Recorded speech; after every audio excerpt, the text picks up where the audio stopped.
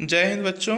आज है हमारे पास कक्षा 10वीं के गणित का अध्याय फर्स्ट, वास्तविक संख्याएं। इसमें एक चैप्टर आया करता है अंक गणित की आधारभूत प्रमेय। तो चलिए थोड़ा चर्चा कर लेते हैं कि अंक गणित की आधारभूत प्रमेय होती क्या है। इसको हम इंग्लिश में बोलते हैं फंडामेंटल थ्योरम ऑफ एरिथमेटिक। तो देख लेते हैं इसकी डिफिनीशन क्या होती है। तो किसी भी वास्तविक संख्या को उसके अभाज्य गुणनखंडों के गुणनफल के रूप में लिखा जा सकता है। यही आता है आपकी अंक गणित की आधारभूत प्रमेय के बारे में। जैसे हमारी जो प्राकृत संख्याएं होती हैं वो दो टाइप की होती हैं, भाज्य संख्याएं और अभाज्य संख्याएं। तो भाज्य संख्या का तात्पर्य देखिए, हमने यहाँ पास डिफिनीशन भी लिख दिया भाज्य संख्या का। इसको हम कंपोसाइट नंबर्स भी कहते हैं कि ऐसी संख्याएं जो एक और स्वयं के अलावा तीसरी संख्या से भी विभाजित हो जाए, ऐसी संख्या को भाज्य संख्या कहते हैं या भाज्य संख्याएं कहलाती हैं। जैसे एक एग्जाम्पल है कि सबसे छोटी भाज्य संख्या 4 व अन्य भाज्य संख्याएं क्रमशः जैसे 6 हो गया, 8 हो गया, 9 हो गया, 12 और अनंत तक की संख्याएं हैं जो एक और स्वयं के अलावा अन्य से भी विभाजित होती हैं। जैसे 4 हो गया, 4 तो 4 से विभाजित होगा, 2 से भी होगा, 1 से भी होगा। 6 होगा, 3 से विभाजित हो रहा है, 6 से हो रहा है, 1 से हो रहा है। तो ये सभी भाज्य संख्या में आएंगी और भाज्य संख्याओं का जो गुणनखंड होता है तो वह अभाज्य संख्याओं के रूप में आता है।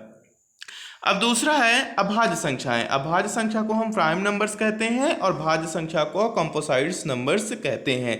तो जो हमारी अभाज्य संख्याएं होती हैं इनकी डिफिनीशन होती है कि ऐसी संख्याएं जो एक और स्वयं के अलावा अन्य तीसरी संख्या से विभाजित नहीं होती हैं, अभाज्य संख्याएं कहलाती हैं। तो अभाज्य संख्या जैसे हमारा सबसे छोटी अभाज्य संख्या 2 हो गई, 2 के बाद फिर आ जाता है 3, 3 के बाद 5, 5 के बाद 7, 7 के बाद 11, 13, इस प्रकार से बहुत सारी हमारी अभाज्य संख्याएं हैं। अब इसके बाद आ जाता है अंक गणित की आधारभूत प्रमेय का कथन। तो चलिए हम देख लेते हैं कि अंक गणित की आधारभूत प्रमेय का कथन क्या होता है कि प्रत्येक भाज्य संख्या को अभाज्य संख्याओं के एक गुणनफल के रूप में व्यक्त यानी गुणनखंडित किया जा सकता है तथा यह गुणनखंडन अभाज्य गुणनखंडों के आने वाले क्रम के बिना अद्वितीय होता है। कहने का तात्पर्य जैसे हमारे पास कोई संख्या मान लीजिए 50 हो गई तो 50 का गुणनखंड करेंगे तो 2 गुणे 5 गुणे 5 आएगा, यानी 2 पंचा 10 और 10 बचे 50।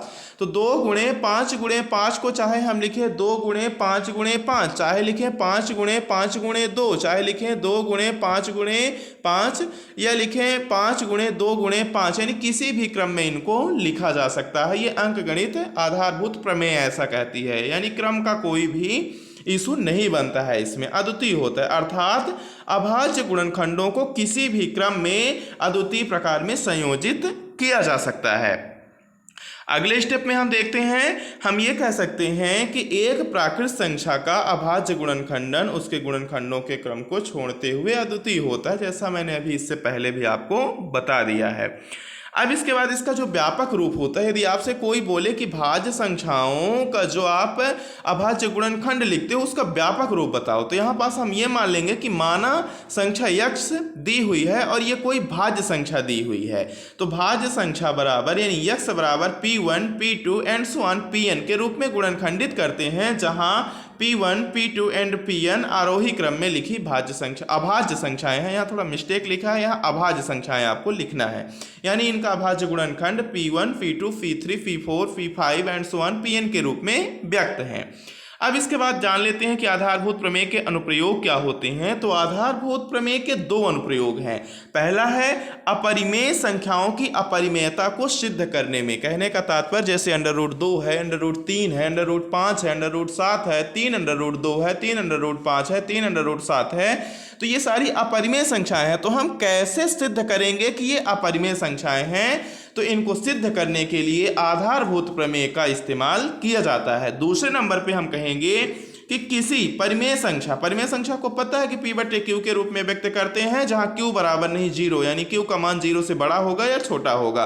तो जब हम किसी भी अपरिमेय संख्या का दशमलव प्रसार करेंगे तो बिना लंबी विभाजन प्रक्रिया के ही बता सकते हैं कि इनका दशमलव निरूपण शांत है या अशांत है। कब ऐसा होता है दशमलव निरूपण शांत? जब q का जो अभाज्य गुणनखंड होगा वो 2 और 7 भी उसमें शामिल हो। 2 और 7 नहीं, 2 और 5 भी उसके अभाज्य गुणनखंड में यदि शामिल होगा तो उस संख्या का दशमलव निरूपण शांत होगा, और यदि 2 और 5 एक साथ नहीं आ रहा है उस संख्या में तो उसका दशमलव निरूपण अशांत होता है। ये हमेशा हमें ध्यान रखना है।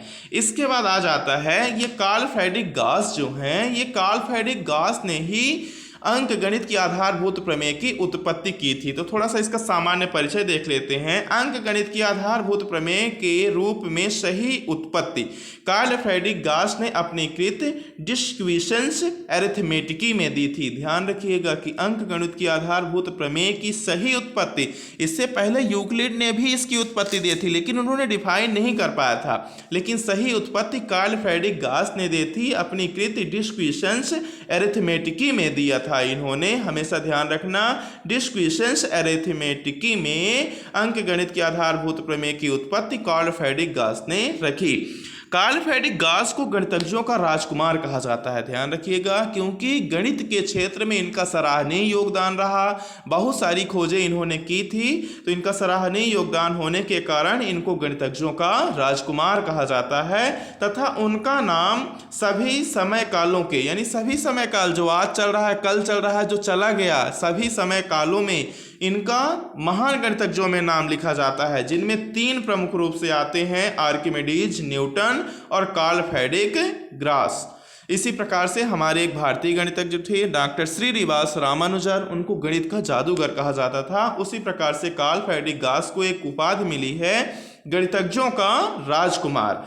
ठीक है, तो इस तरह से ये जो तीनों थे, आर्किमिडीज, न्यूटन और कार्ल फ्रेडरिक गाउस, ये तीनों गणित और विज्ञान के क्षेत्र में अपना मौलिक या विशेष योगदान दिए हैं, इसीलिए इनको सभी कालों का महान गणितज्ञ कहा जाता है। धन्यवाद बच्चों। यदि हमारे ये वीडियो आपको पसंद आते हैं तो आप इस चैनल को लाइक करिए, सब्सक्राइब करिए, कमेंट करिए। आपको यदि कोई भी समस्या होती है तो कमेंट के माध्यम से आप जानकारी हम तक पहुंचा सकते हैं, हम उसका निदान जरूर करेंगे।